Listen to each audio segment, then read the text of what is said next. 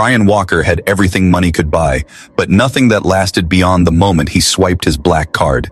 The penthouse stretched above Manhattan like a glass crown, gleaming floors of imported marble, walls lined with rare art no one ever looked at.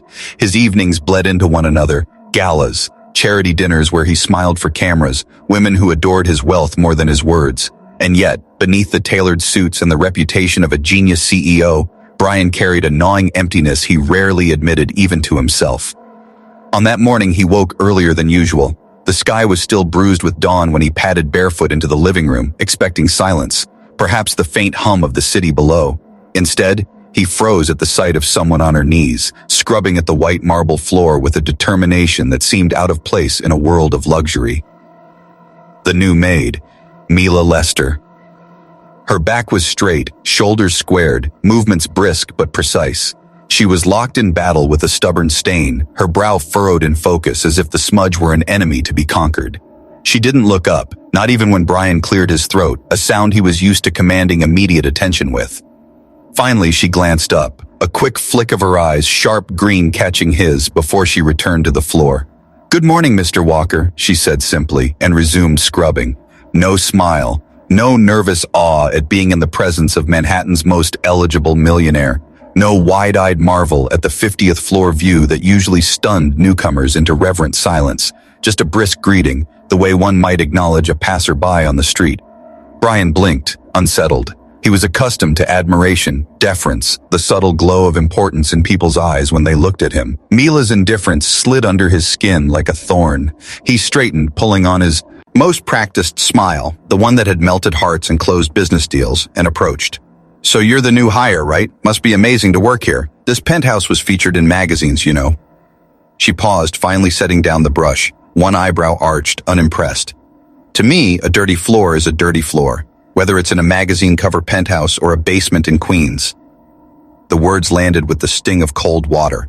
Brian let out a forced laugh, a little louder than necessary. "Wow, you're direct. I like that." He leaned closer, lowering his voice to the confidential tone he used when seducing or persuading. "Did you know this marble was imported from Italy? It cost a fortune." Mila glanced at the floor, then back at him. Her eyes held no awe, no trace of envy, only a dry sharpness. "Interesting. Want me to scrub it in Italian, or is English fine?" For a moment, Brian had no answer. His jaw went slack before he caught himself. People didn't talk to him like that. Not clients, not women, not employees. The sting of her words, however, wasn't bitter. It was strangely electric. He laughed again, but this time it was real, surprising even him. "You've got quite the mouth on you.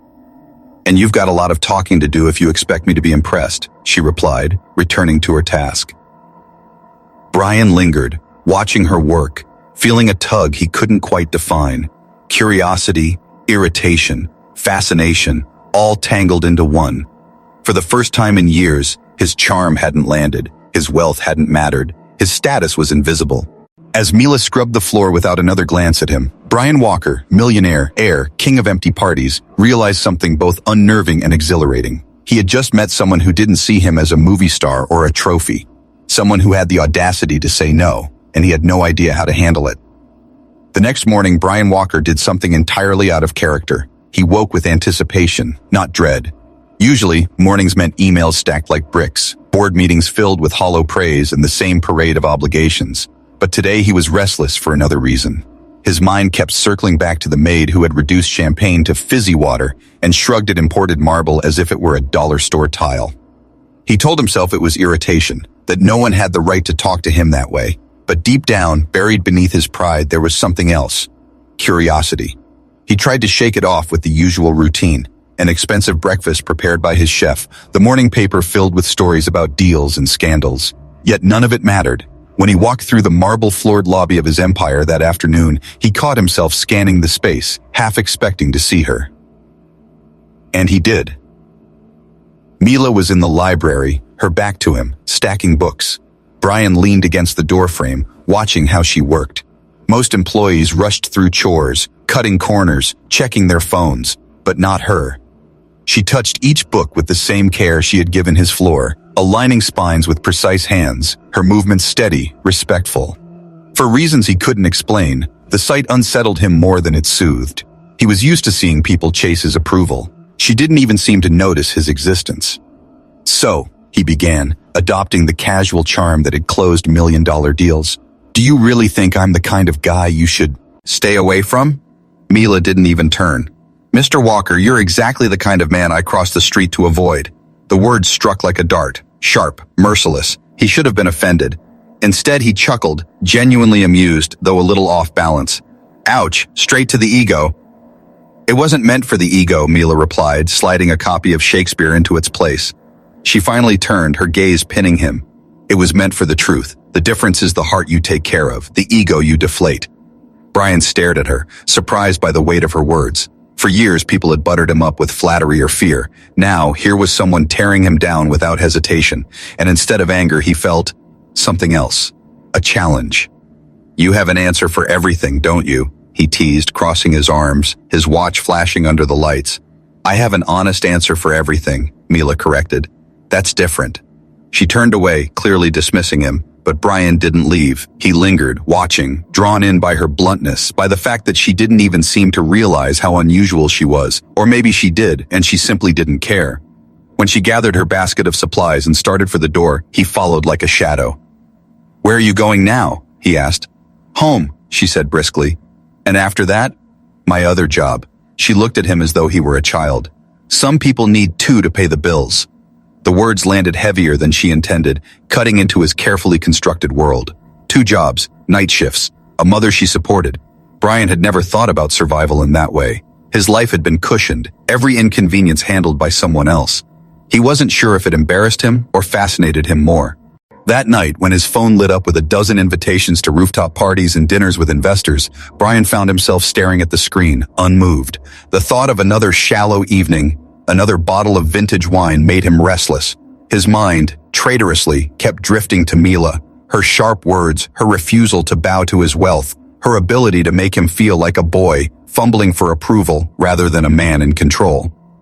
Over the next few days, Brian began noticing things he had never noticed before. Mila always arrived 15 minutes early, never a hair out of place. She ate lunches wrapped in foil instead of ordering caviar from the in-house chef. Her shoes were worn but polished, her clothes simple but spotless. She was invisible to the others, just the cleaning lady, but to Brian, she was becoming impossible to ignore. Suspense built quietly. He caught glimpses of her exhaustion, the way she sometimes checked her phone with a pinched brow, the way she disappeared in a rush at the end of her shift as though racing against time. Questions gnawed at him. Who was she really? What battles was she fighting when no one was looking? One morning, determined, he set out early, earlier than he had in years, hoping to cross paths with her outside of work, and he did. 3 blocks from the building, he spotted her stepping off a bus, walking fast, clutching her bag like it was her lifeline. "Mila," he called, waving. She stopped, clearly reluctant, her expression unreadable. "Mr. Walker," she said coolly, "you're out early today." Brian scrambled for an excuse, nerves he hadn't felt since his teenage years rising in his chest. "Actually, I was going to get some coffee." It was a lie, but it spilled out too quickly to retract. "Want a ride?" "Thanks, but I really need the walk." She adjusted her strap. "Poor people's workout, as my mom says." The mention of her motif, her, made Brian pause. For the first time, he heard something behind her tone, a heaviness, a truth he couldn't yet name. And just like that, curiosity morphed into something deeper. Not just intrigue, not just fascination, but a slow-burning need to peel back the layers she had so carefully built. As he watched her walk away, disappearing into the crowd, Brian Walker felt something he had never felt in his life. Not at board meetings, not at gala dinners, not even in the arms of women who claimed to love him. He felt powerless, and he wasn't sure if that terrified him or thrilled him. For the first time in his life, Brian Walker found himself restless in meetings. The numbers on the spreadsheets blurred, the voices of his board members droned like static. All he could think about was the cleaning lady who had looked him in the eye and told him no. It wasn't infatuation, not in the shallow way he had experienced before. This was different. Mila Lester's voice, her words, had carved into his mind like chisels against stone. She didn't admire him, she didn't fear him, she didn't even particularly like him, and that made her unforgettable. Late at night, he paced his penthouse, staring out over the glittering city that had once felt like his playground. Now it felt like a cage. Every flickering light below, every rooftop party across the skyline reminded him of everything hollow he had built. He wanted something real. No, he needed it. And Mila was real. That thought alone terrified him. The shift began quietly. Instead of dropping into luxury restaurants where everyone knew his name, Brian started eating at George's Diner, the one Mila had dragged him to. The coffee was cheap, the chairs wobbled, and the air smelled faintly of grease and pancakes, but it was alive. People laughed without caring how they looked. Strangers argued about baseball. Nurses fell asleep over late-night meals. And for the first time, Brian wasn't Brian Walker, the CEO. He was just a man with a cup of coffee, trying to figure himself out. He tried cooking, fumbling with eggs under Mila's patient mockery. He even tried the subway again, this time without getting stuck in the turnstile. Mila laughed at him for days about looking like a penguin trying to fly. And yet, under all the laughter, there was something unspoken. A growing pull neither of them acknowledged, but both of them felt. Every time their eyes met, the air shifted. Every time her sarcasm cut him down, he found himself smiling instead of bristling. But Brian wanted more than laughter. He wanted to prove to her that he wasn't just a spoiled millionaire playing at humility. He wanted to show her that he was capable of change. That's when the idea of the foundation took root. He poured himself into it with the kind of obsession that once drove him to build his empire. He met lawyers in small offices instead of sleek skyscrapers, scribbled notes until dawn, studied nonprofit models, and asked the kinds of questions he never thought he'd ask. How do you measure dignity? How do you make sure a scholarship reaches the students who need it most? Every detail was deliberate. Every decision carried Mila's voice in his head, reminding him, helping is asking what someone needs. Controlling is deciding for them. The night before her graduation, Brian sat at his desk surrounded by papers. On the table beside him was an emerald grau and dress carefully folded, the one Marcus Delraw, the designer, had spent weeks creating. Not flashy, not dripping with jewels, but elegant, powerful, dignified. A dress meant to honor her strength, not erase it. Beside the dress lay a letter. He had rewritten it 16 times. The final version was simple. Mila, you taught me that true wealth isn't measured in what you own, but in who you become. This foundation is just the beginning of who I want to be. Whatever your answer, I need you to know that I am grateful for every no, for every lesson, for every chance you gave me to try again. He sealed it with hands that trembled. The next evening, the ballroom at the Atoria Hotel shimmered with chandeliers, music, and the celebratory buzz of families cheering for graduates. Mila walked in wearing the emerald dress, her mother at her side, and the room seemed to pause. She wasn't ostentatious. She wasn't trying to draw attention, but all eyes turned anyway. She glowed, not because of the dress, but because of the woman wearing it. Brian's heart hammered. He had faced hostile takeovers, billion-dollar deals, and ruthless competitors without breaking a sweat. But now, standing at the back of a ballroom with a ring burning a hole in his pocket, he felt like a boy about to jump off a cliff. When Mila's name was called, Mila Charlotte Lester, bachelor's in business administration with honors, Brian couldn't breathe. She walked across the stage, diploma in hand, her mother cheering through tears. And then, before he could stop himself, he moved. He walked through the crowd, ignoring the whispers, the cameras. He walked until he stood before her, heart pounding in his ears louder than the applause. Mila blinked in surprise, clutching her diploma, her emerald dress catching the light. "Brian?" she whispered, the room falling into stunned silence. He dropped to one knee. Gasps rippled across the hall. Whispers turned to roars. Cameras flashed. Mila's mother covered her mouth with trembling hands. "Mila," he said, his voice raw, trembling but certain, "you walked into my life and shattered everything I thought I knew. You taught me that money means nothing without character. You showed me that love isn't bought, it's earned. I don't want a world of marble floors and champagne. I want a world where I can try, fail, burn eggs, and still be the man you believe I can become. So, will you marry me?" The ballroom erupted into a frenzy, cheers, cries, applause, but Mila's eyes locked only on his. Tears welled in her lashes. Her lips trembled, and then she smiled, a smile that broke him and healed him at once. "Yes," she said, her voice shaking. "Yes, Brian Walker, I'll marry you." The hall exploded in celebration. Brian slipped the ring onto her finger, stood and kissed her as hundreds of strangers cheered. For the first time in his life, Brian didn't feel like the center of attention. He felt like a man who had finally found his center. But just as joy settled into his chest, just as relief washed over him, he caught sight of something at the edge of the crowd. A familiar face, blonde hair, red dress, a smile sharp enough to slice glass. Bethany Ashford. And Brian knew, in that instant, that the story was far from over. The applause was still echoing when the shadow fell. Bethany Ashford moved through the crowd like a flame in a room of dry paper. Eyes turned, whispers followed. She was dazzling, in that cruel, polished way only someone who had spent years perfecting the art of manipulation could be. A red dress clung to her like fire, her diamond earrings catching the chandelier light with a blinding glare. But her smile wasn't warm. It was sharp, poisonous, and fixed directly on Mila. Brian's stomach turned. He knew that look. It was the same smile Bethany had worn when she whispered in investors' ears, when she cut competitors at the knees, when she made friends into pawns.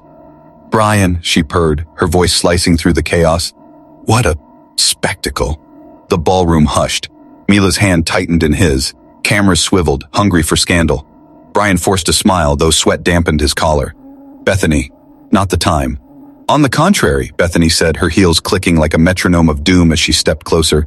"It's exactly the time. After all, shouldn't the bride-to-be know the kind of man she's agreeing to marry?" A ripple of gasps broke through the audience. Mila stiffened, her breath sharp. What is she talking about? Brian opened his mouth to answer, but Bethany was faster. She raised a manicured hand, and from the back of the room, a man in a gray suit wheeled in a projector screen. The private investigator. Cold, expressionless, as if he were delivering evidence at a trial. The lights dimmed. The screen flickered to life. "Let's review, shall we?" Bethany's voice dripped honeyed venom. The Brian Walker Foundation, so noble, so touching, named after his future mother-in-law, wasn't it? What a charming lie. The first slide appeared, a bank statement, numbers glowing in the dark, transfers, 6 figures, dates, names. Mila's eyes widened. Here we see funds moved to offshore accounts. Oh, but not just any accounts, accounts once tied to my firm. Bethany's smile widened as she looked straight at the crowd. "And if you think that's coincidence, I have bridges in Brooklyn to sell you." Whispers surged like waves, fingers pointed, phones lifted to record. Brian's chest tightened. He knew the truth, that the accounts had been severed months before, that his foundation had been cleared by legal counsel, but none of that mattered. In this room, right now, perception was reality. The screen shifted again, an email thread, his name, signatures, words twisted out of context. Mila's voice was a whisper. "Brian, what is this?" "I can explain," he said quickly, too quickly. His words sounded desperate even to his own ears. Bethany's smirk deepened. "Of course you can. You've been explaining your whole life, haven't you? To investors, to women, to yourself, always spinning stories, always buying time." The next slide hit harder than the rest. A photo.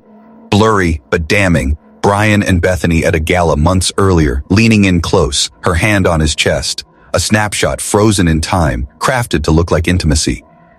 Mila staggered back as if struck. "That's not what it looks like." Brian's voice cracked, his hand reaching for her, but she pulled away. The silence that followed was worse than the whispers.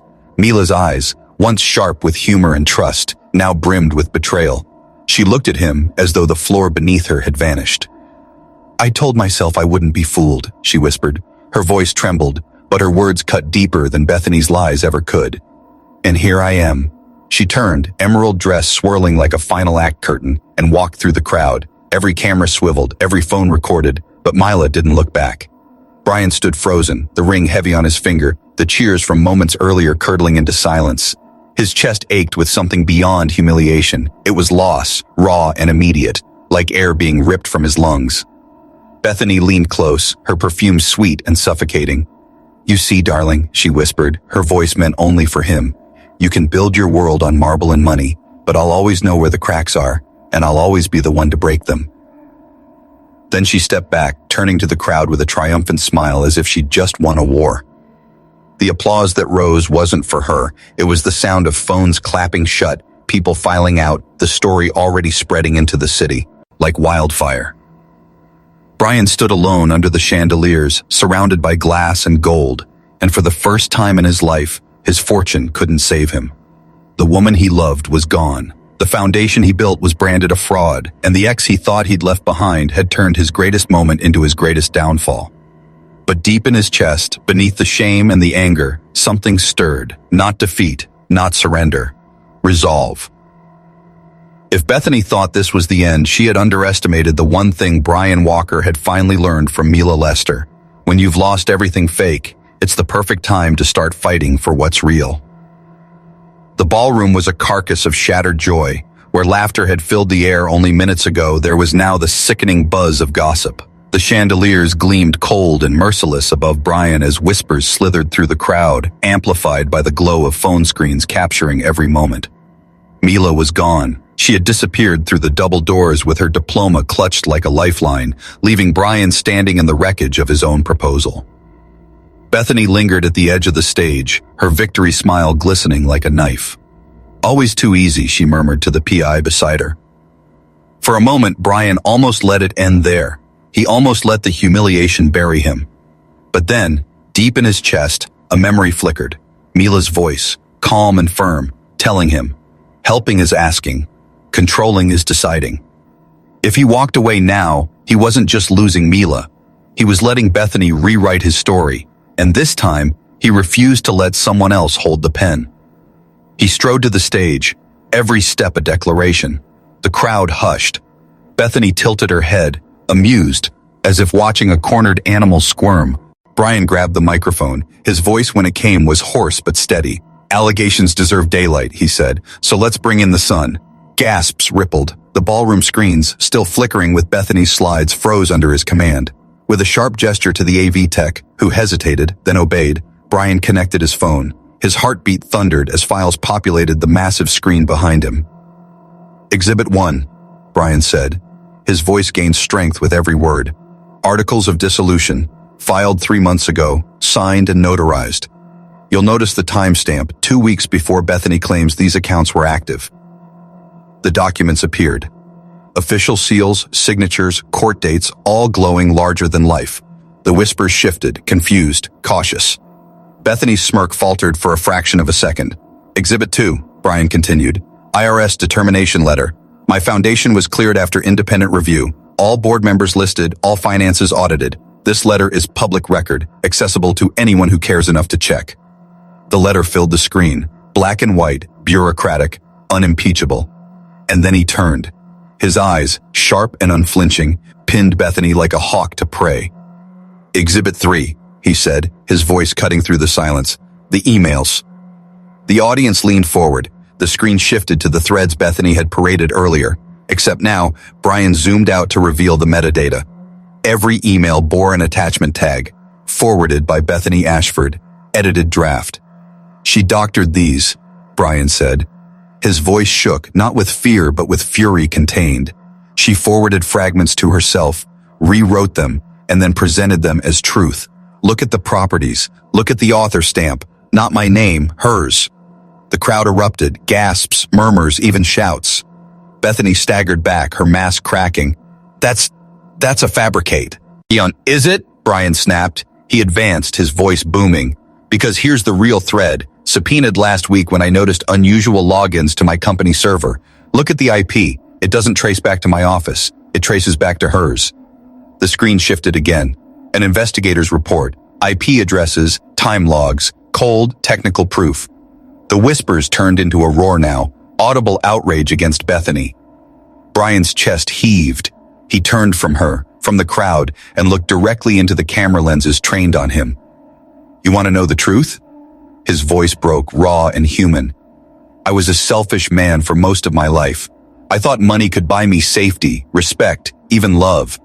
But then a woman came along who told me no. She told me my marble floors were just stone, my champagne just fizzy water, my empire just a hollow tower, and for the first time in my life, I listened." He held up the last document, a deed, simple and quiet compared to the others. This foundation was named after Rosa Lester, her mother, the bravest woman I've ever met. It exists not to launder money, not to polish my image, but to put food on tables and scholarships in hands. Because for once I wanted to build something that wasn't about me. It was about her, about them, about us. And somewhere out there, he prayed, she was watching. Mila didn't stop walking until the cool night air slapped her face. The city roared around her, horns blaring, neon signs blinking. But all she heard was the echo of Brian's voice, the laughter of the crowd, and Bethany's poisonous smile. Her heels clacked against the pavement, uneven, frantic. She didn't know where she was going. She just knew she couldn't stay. Her mother caught up first. Rosa, her frail frame wrapped in a shawl, clutched Mila's arm. "Mija, wait!" "I can't," Mila gasped, shaking her head, her emerald dress shimmering under the streetlights. "I can't stand there while everyone stares at me like I'm some fool, like I gave my heart to a liar." Rosa's eyes softened. "And do you truly believe he lied?" Mila opened her mouth, then closed it. The images had been damning. The transfers, the emails, that photo of Brian and Bethany. The betrayal had felt so sharp. And yet, her heart fought against her mind. She thought of subway rides, burnt eggs, Brian fumbling with coffee at George's diner. She thought of the way his voice had broken when he admitted he didn't know who he was without his fortune. She wanted to believe. God, she wanted to. But believing had cost her before. Inside the ballroom, a hush fell over the crowd. The sound filtered out onto the street as doors opened, voices spilling into the night. People gasped, murmured. A young man ran past Mila, phone in hand, whispering to his friend. He just dropped receipts, like real receipts. Proved Bethany faked the whole thing. Mila froze. She turned slowly, her heart slamming against her ribs. Through the tall windows of the Atoria, she saw Brian on stage, his face raw, his voice carrying through the speakers. The documents on screen were crisp, official, undeniable. And then she saw it, the deed, her mother's name in bold letters, the Rosa Lester Foundation. Her knees nearly gave way. Rosa's hand gripped hers, steady and warm. "He named it after me?" she whispered, tears spilling. "After us?" Mila's throat tightened. All this time, while she had doubted, while she had teased him, while she had tested his words, Brian had been building something that reached beyond them both, something permanent, something selfless. She moved before she even realized it, pushing through the doors, her heart pounding like war drums. The crowd parted as she entered, whispers chasing her emerald dress across the ballroom floor. Brian stood at the center, chest heaving, sweat dampening his collar, eyes searching the crowd like a man drowning, and when he saw her, his breath caught. For a second, the entire room vanished. Mila's steps echo, yet in the silence. She stopped before him, her eyes shimmering, not with accusation this time, but with fire. "You could have told me," she whispered, her voice trembling. "You could have shown me sooner. Do you know how close I was to walking away forever?" Brian swallowed hard. His voice cracked. "I was scared. Scared that if I said it out loud, I'd ruin it. Scared that naming it after her would make me unworthy of you if I failed, but I didn't build it to impress you. I built it because you changed me, and I wanted that change to mean something." The crowd leaned in, breathless. Mila's chest rose and fell, her hand trembling as she reached up, touched his cheek. The applause from earlier seemed like a distant memory. This wasn't about them. This was about her and him, and the truth laid bare. "You infuriate me," she whispered. "You break every wall I put up, and yet you're the only man who's ever listened when I said no." Brian's hand covered hers, his voice almost a prayer. "Then give me one more yes." Tears slipped down her cheeks. "Yes," she breathed. "Yes, Brian Walker. Not because of your money, not because of your marble floors, but because, for the first time, I believe you finally found who you are." The ballroom erupted, not with polite applause this time, but with thunderous cheers that shook the chandeliers. Strangers shouted, clapped, even cried. Rosa wept openly, her frail hands pressed to her heart. Brian pulled Mila into his arms, the kiss sealing not just a proposal, but a war hard fought and won. And as the cameras flashed, Mila whispered against his lips, "Don't ever forget, helping is asking. Control is deciding." He smiled, tears burning his eyes. "Then help me build this, every step, every choice, together." Epilogue. Months later, George's diner was busier than ever. A newspaper sat on the counter, headline bold, "The Rosa Lester Foundation Awards. First 50 scholarships." Mila flipped pancakes while Rosa laughed with students, her emerald dress replaced by an apron. Brian, sleeves rolled up, refilled coffee cups and carried plates. The Millionaire CEO had traded champagne for burnt eggs, boardrooms for scholarship ceremonies, hollow status for something unshakably real. As the morning sun poured through the windows, Mila leaned against him, whispering with a mischievous grin, "See, fizzy water was never the point." And Brian Walker, once a king of marble towers, laughed softly. "No, the point was finding someone who could make me say yes for the right reasons." The bell above the diner door rang. More students entered, smiling, hopeful. The story was only beginning.